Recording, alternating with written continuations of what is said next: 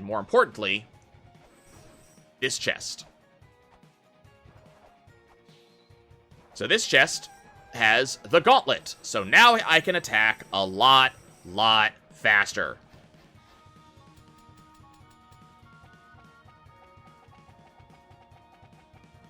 Okay.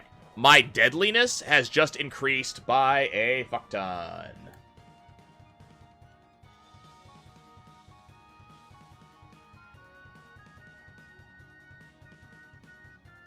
So I need to do the Burglemere.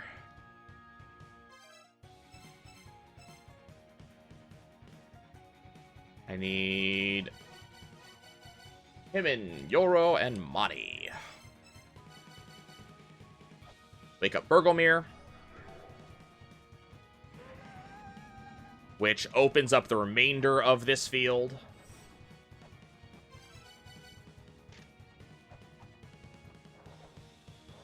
Which allows me to go places that I couldn't previously go.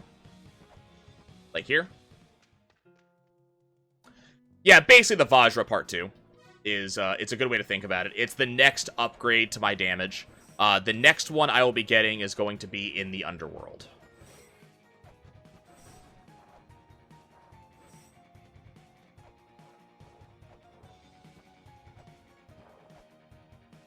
Okay. That also, however, opens up down here.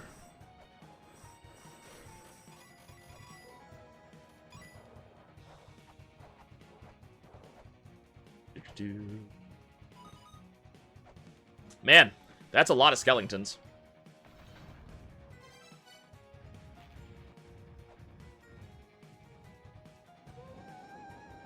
Okay, so there's my secret shop. And inside my secret shop, we have One Punch Man. I need this Ganesh's talisman. So this is going to be the next thing we need. That talisman, which I'm going to start grinding for right now that I've done this other stuff. That talisman allows me to carry over 999 gold. Am I going to do this right now?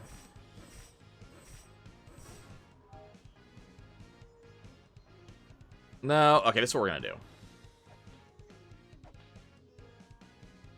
So yeah, we'll end up seeing. I still think I'm going to end up liking 3. Most likely. Because I just kind of know myself and I know the type of games I like. So I'll still end up liking 3. I definitely like 1 more than 3, though. Because I really appreciate the more exploratory nature of BioShock 1.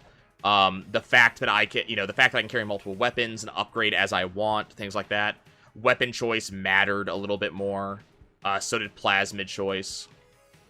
And I think also kind of combined with that is that choice mattered a little bit more in BioShock 1. BioShock 3 was a lot more about, your choices really did not matter all that much at the end of the day.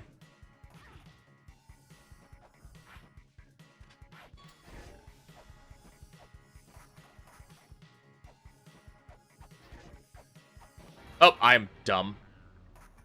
I knew that was going all the way to the top. Why did I go there?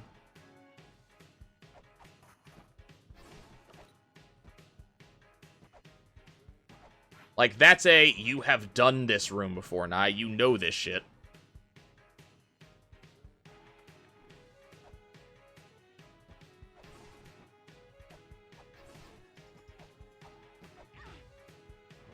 That was dumb of me. God damn it.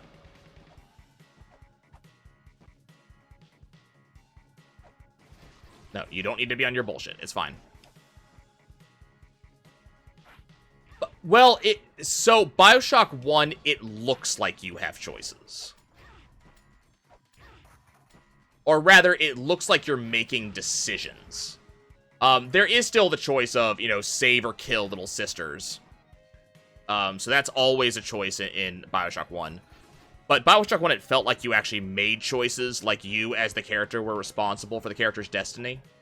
BioShock 2, on the other hand, BioShock 3, on the other hand, you make no choices. The story kind of pushes you along wherever it wants you to go.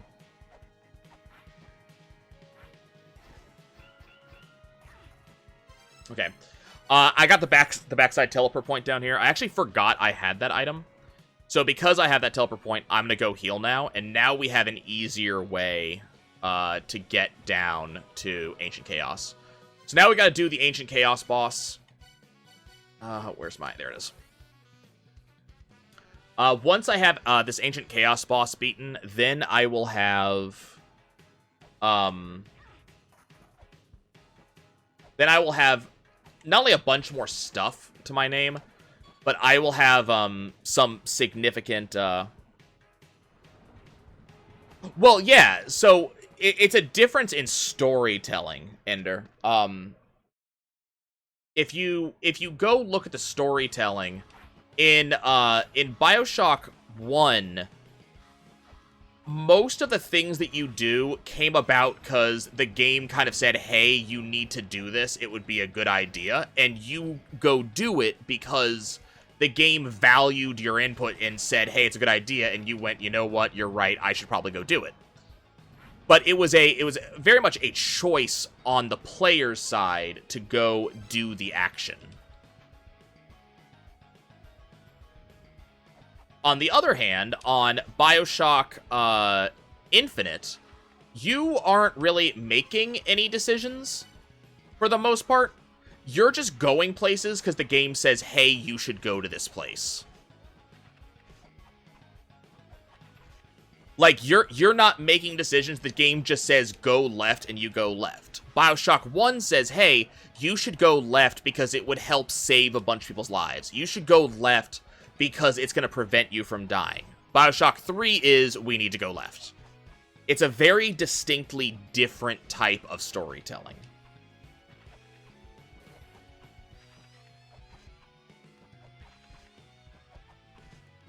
Yeah, Stanley Parable also does similar things.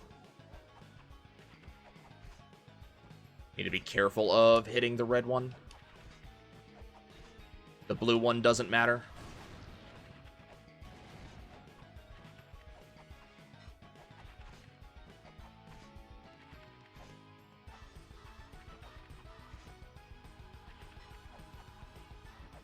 And this is a lot easier to kill her this way, as opposed to actually going over there and fighting her directly.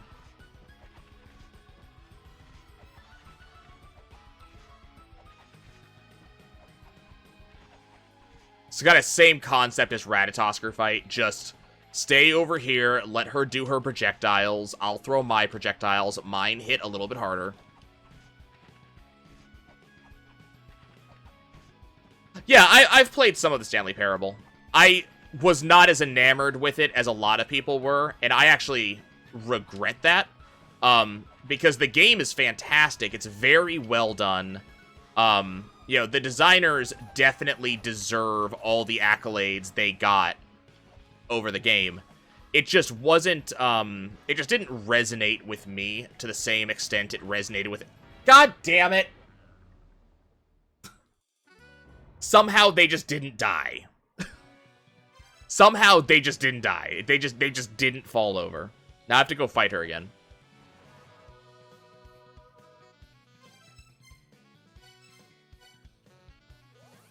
Not that it's particularly hard to fight her, just takes a while.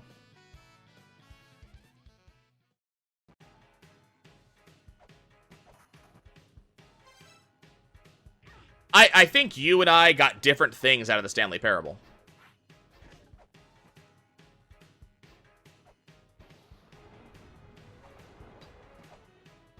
Like, the game wasn't boring, it just wasn't for me. There's a lot of games that are award-winning games that are not games I'm going to enjoy.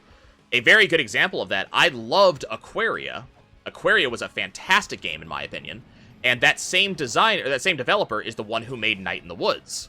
Night in the Woods is a multi-award winning game. It is extraordinarily well done. I will probably never play it because I'm not interested in the type of gameplay it's doing. That's not to say that Night in the Woods isn't good. It's not a game for me.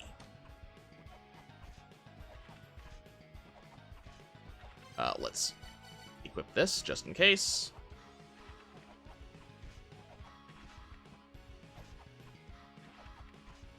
Yeah, the Stanley Parable, it is a walking simulator. It is telling its story, and part of its story is that you as the player have a level of agency, but the game knows what agency you're doing, and it responds in kind. There's nothing wrong with that. That's very, very cool, but I don't really get a lot out of walking simulators.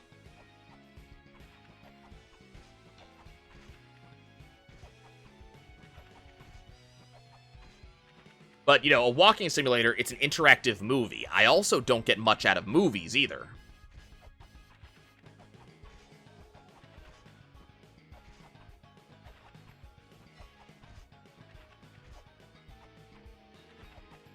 So your mileage may vary on that one a little bit.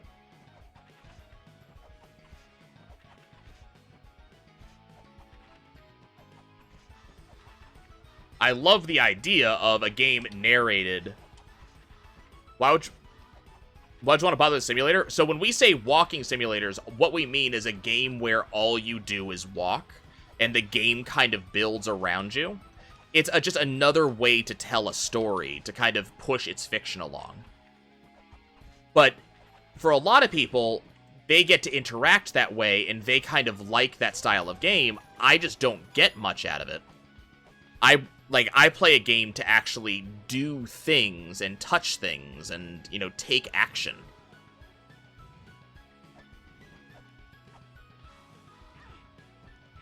And you don't do that much in a walking simulator, if at all. I am dumb. Holy crap. And I am going to... God damn it, I couldn't press the button to teleport fast enough. I didn't intend to freaking lightning bolt that.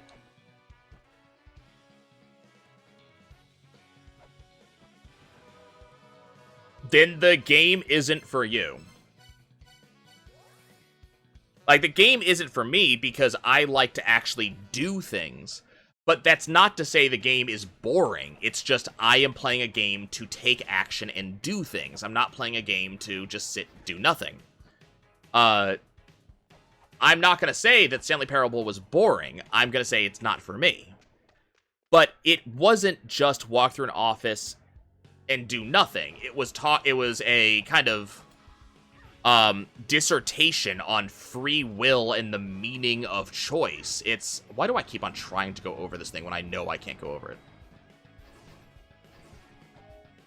Like, I know I can't go over that. Why do I keep trying?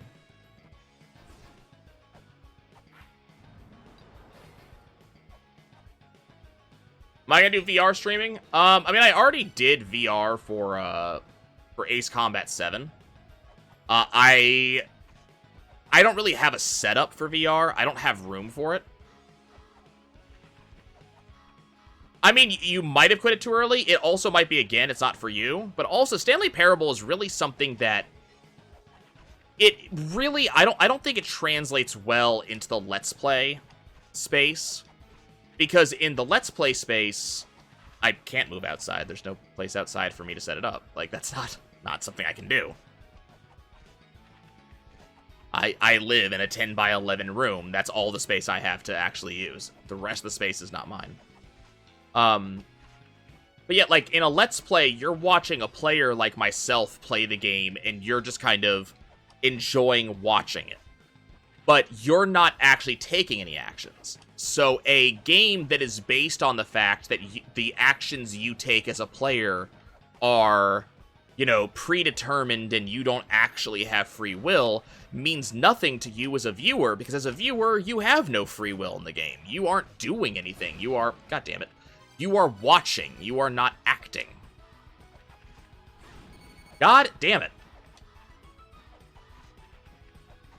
Right, but I keep on saying, and I feel like the message is not getting across, that the Stanley Parable is not hold the walk button.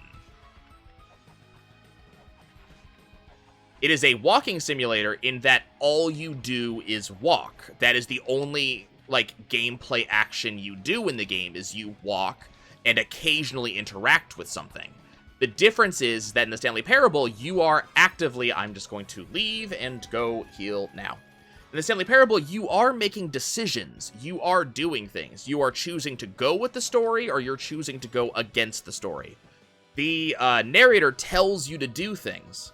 Yeah, you can change directions, you can walk around, you can go do things, you can choose the left path or the right path. You make choices and you do things. But there's no puzzles. Like it's like Ken saying, there's no puzzle solving, there's no combat, there's no... It's like walking through a museum. It's kind of an exploration game, yeah. But the difference in that Stanley Parable is that you're only exploring for the sake of following the story. There is no other reason to do anything. So the narrator will tell you Stanley went left. And you'll be at a crossroads, and you can make the choice. Do you want to go left or do you want to go right? The narrator said Stanley went left, and you can choose to go left or not.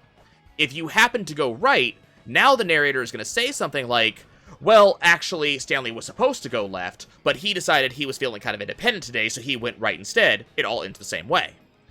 So you are making choices, and you are walking in directions, and you're exploring, and the narrator talks about it, and that's how the game builds its storyline.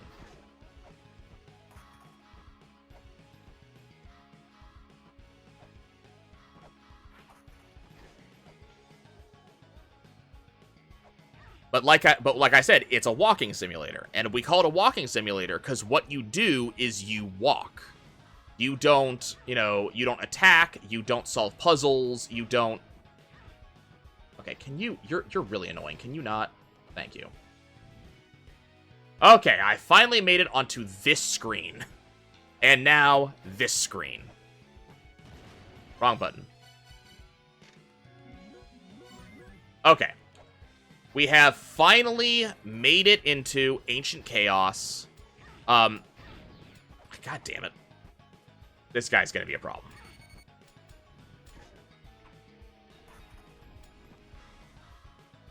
God damn it. Okay. We got to Ancient Chaos. That's kind of the important point. My lightning isn't what did anything, Ken. I hit something and I got lightning blasted. Red and blue eyes are there, so that way if the player happens to do something bad to a holy object, it blasts you with lightning. I accidentally hit this object beneath me, and that's considered to be blasphemy, so therefore I got blasted. But my lightning wasn't the problem.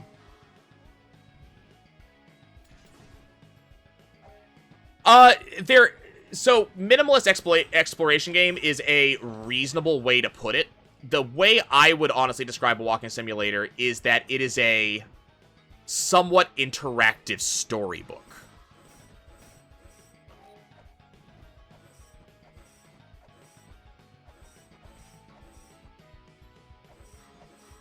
It's like going through a ride at like Disney World or something. You don't actually do anything on the ride. The ride just kind of moves you along and you see the story the ride is trying to tell you. That's kind of what walking simulators are.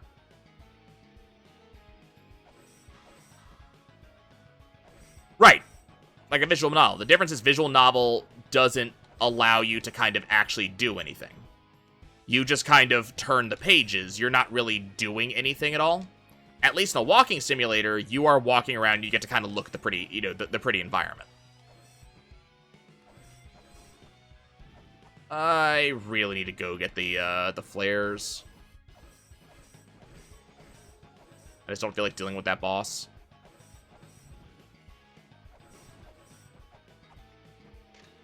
Okay. Just sit here, do absolutely nothing.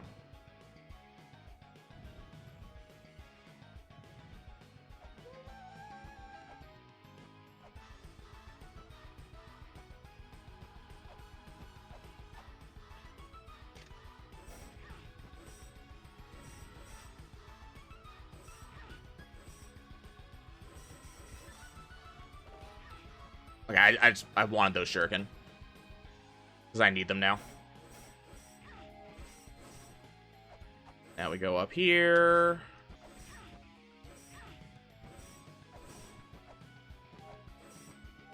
If I remember correctly, this is just the map, so this is not incredibly exciting, but... Oh, that's the Ankh Jewel. Okay. Yeah, it's a little bit choose your adventure style.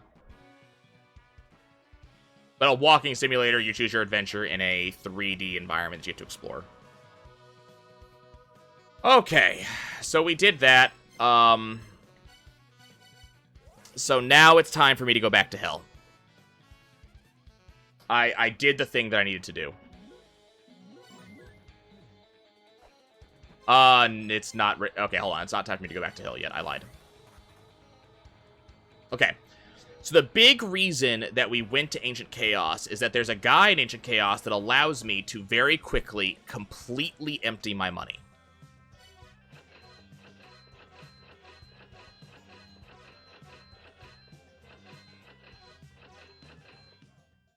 That's the main reason we went to Ancient Chaos. Actually, there's one other thing I need to do here real quick. But that was the main reason we came to Ancient Chaos, is to be able to go over here to the left and talk to this guy right here who will take all of your money.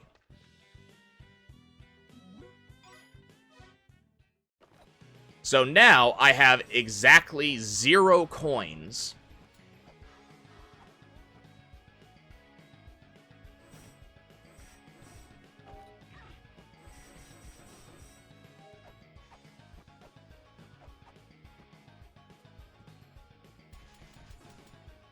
There's only one other thing I need to do here right now. It's right over here. And all I need to do is go over here and snapshot this. So that gets me the wind mantra. Now that I have done this, I now have, I think there's 3 mantras left. One of them is in hell.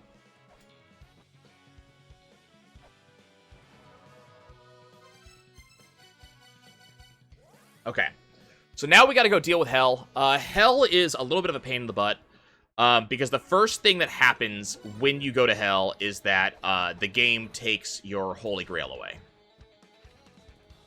Which is part of a very large puzzle in hell that we will be doing much later on, because I actually don't have all the pieces to the puzzle yet.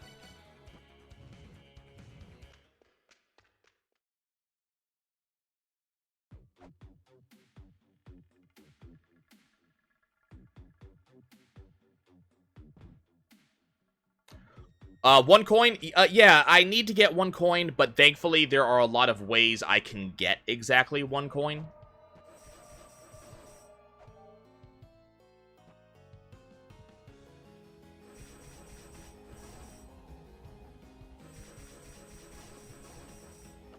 So one thing I can try to do, if you guys see that mark up on that left-hand side, I have exactly 1 coin now. Ah, okay.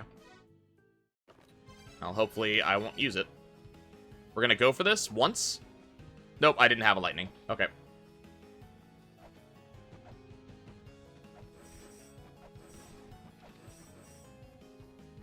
Okay, so I need... Oh, those are spikes, right.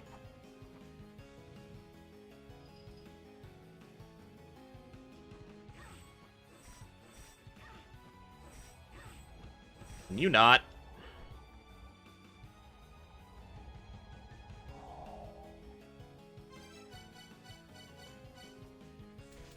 Oh, hopefully I won't get any more.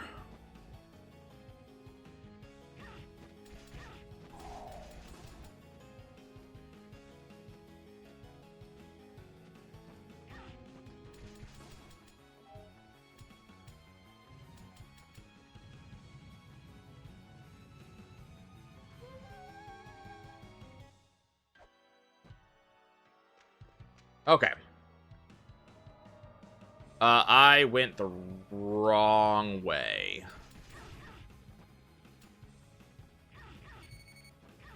Okay, we are going to die. There's nothing I can do about it. I'm just going to go ahead and leave.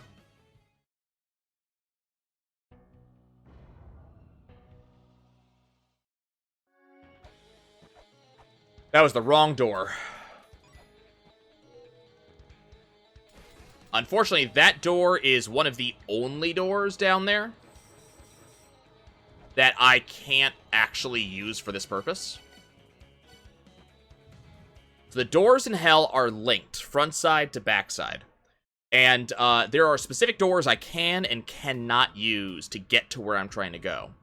So I need to actually go to the correct door, Or one of the correct doors. And the other important thing is I need the eyes on the door to not be glowing blue. Blue eyes do not help me.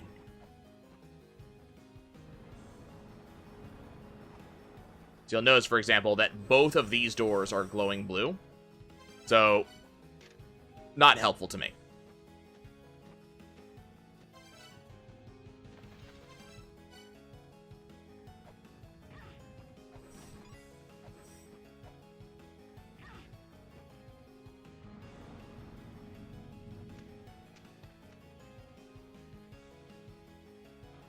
Okay, now I am in gloom.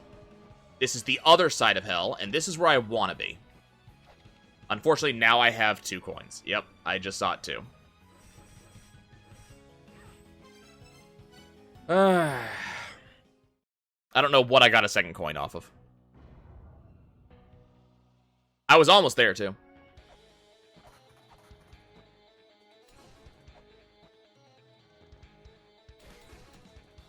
I need to remember I need to go down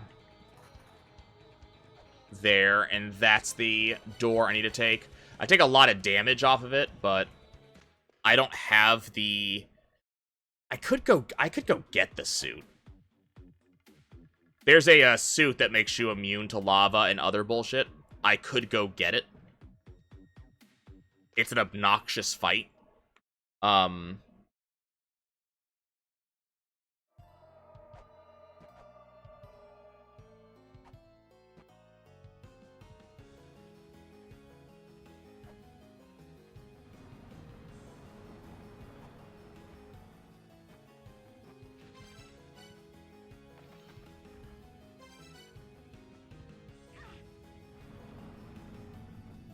Nope, on the floor, please. Thank you. Okay. So the puzzle that we deal with in hell is that, every time we go through a door, it takes one of my items.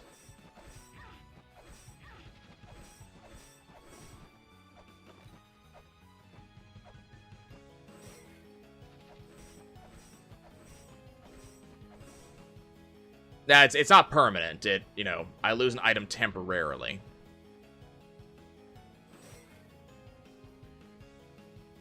Need to deal with this Medusa real quick. This jump is obnoxious, because you see the spikes up there, there's bats everywhere. Oh, God.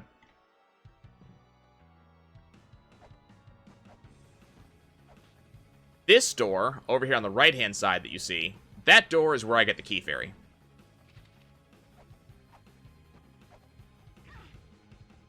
Oh, Lucifer, I hate you.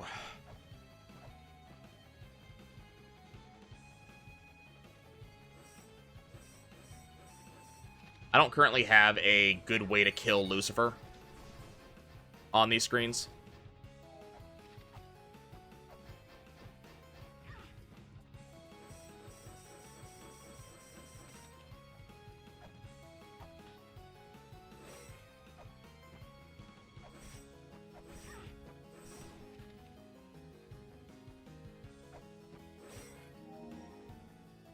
Okay, got my health back.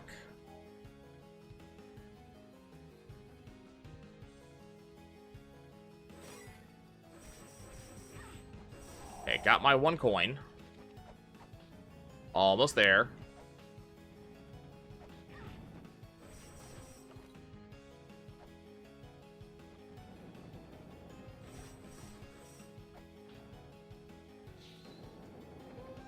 After that in a second.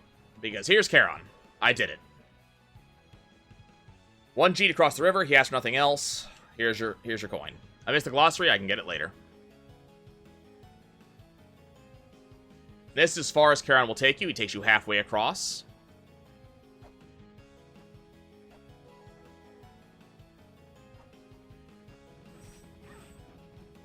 And one of the reasons that we went through all of this effort is because this is the Holy Grail point.